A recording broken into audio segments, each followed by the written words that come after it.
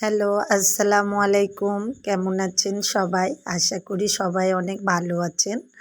আলহামদুলিল্লাহ আমিও ভালো আছি আপনাদের দোয়া ও আশীর্বাদে।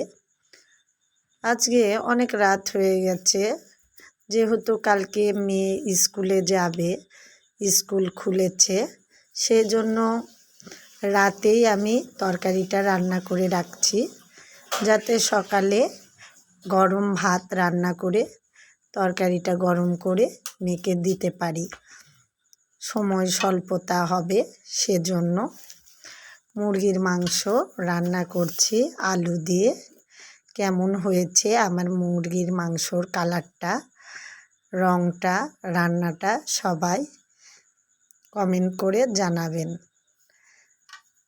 সময় স্বল্পতার কারণে কিছু করতে পারিনি।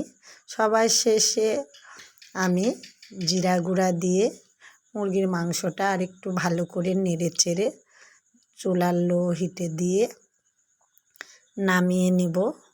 নামিয়ে নিয়ে কেমন আমার মুরগির মাংসটার কালার হয়েছে, রং হয়েছে, সর্বশেষ আমি নামিয়ে নিলাম বাটিতে।